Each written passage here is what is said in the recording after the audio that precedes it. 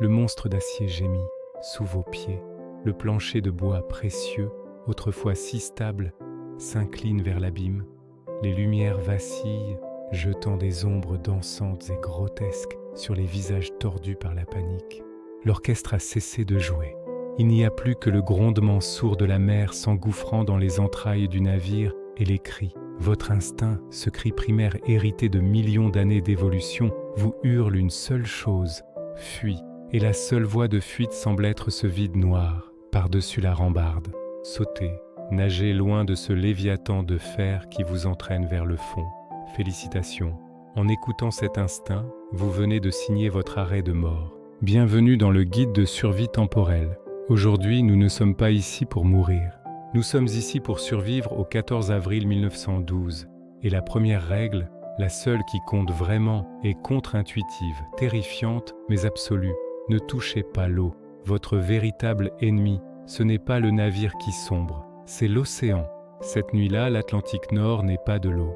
C'est un acide cryogénique, une entité vivante et malveillante à 2 degrés Celsius. L'eau salée ne gèle pas encore, mais elle vous tuera plus vite qu'une balle. Imaginez la scène. Vous sautez. La chute de 15-20 mètres vous semble durer une éternité, puis l'impact. Le choc thermique est si violent que votre corps ne le comprend pas. Ce n'est pas du froid, c'est une brûlure absolue. Vos poumons, sous l'effet de l'hydrocution, se contractent violemment. Vous essayez d'inspirer, mais vous n'aspirez que de l'eau glacée. Vos muscles, instantanément, se tétanisent. Vos bras et vos jambes deviennent des blocs de pierre. Vous ne pouvez plus nager, vous ne pouvez plus flotter. En moins de 60 secondes, votre cœur, soumis à un stress impossible, s'arrête. Vous n'êtes pas mort noyé, vous êtes mort de froid, avant même d'avoir eu le temps de comprendre. Alors, que faire? La réponse nous est donnée par un héros improbable. Un homme qui, cette nuit-là, a regardé la mort en face et a décidé qu'il avait mieux à faire. Son nom, Charles Jouguin, le chef boulanger du Titanic. Pendant que la panique dévorait les passagers, Jouguin n'a pas couru. Il a agi. Il a organisé l'embarquement des femmes et des enfants dans les canaux de sauvetage, jetant même de force celles qui refusaient de quitter le navire. Puis, quand son devoir fut accompli, il n'a pas sauté. Il a réfléchi. Il a compris que chaque seconde passée au sec était une seconde de vie gagnée. Suivez ses pas. Ne courez pas vers le chaos du pont principal. Frayez-vous un chemin à contre-courant de la panique. Votre destination est l'arrière du navire, la poupe. Montez. Continuez de monter alors que le navire s'incline. Le pont devient une falaise. Accrochez-vous à tout ce que vous pouvez. Vous y êtes.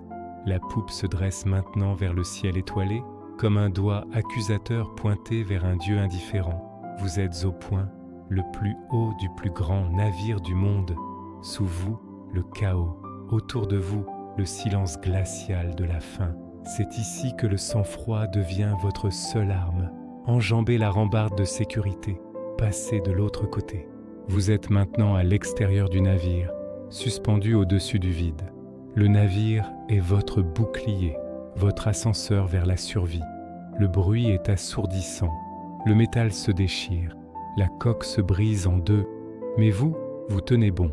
Et puis, la descente commence, lente, presque gracieuse. Le navire ne tombe pas, il glisse dans l'océan. Vous descendez avec lui, mètre par mètre. L'eau monte vers vous, mais elle ne vous touche pas encore. Vous restez au sec. Le moment final. La poupe s'enfonce. Ne sautez pas, ne plongez pas. Laissez le navire vous déposer délicatement à la surface de l'eau. Charles Jouguin a dit plus tard qu'il était descendu si doucement qu'il ne s'était même pas mouillé les cheveux. Vous êtes dans l'eau.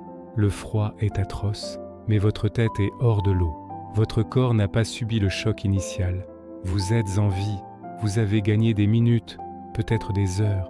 Jouguin, lui, a survécu plus de 2 heures dans cette eau mortelle avant d'être secouru, probablement aidé par l'alcool qu'il avait bu et qui a dilaté ses vaisseaux sanguins, mais surtout par sa méthode. Le Titanic est parti. Le silence est total. Autour de vous, l'obscurité et la glace. Mais vous respirez encore. Vous avez survécu. La prochaine fois que vous voyagerez avec nous, nous apprendrons à survivre à la peste noire.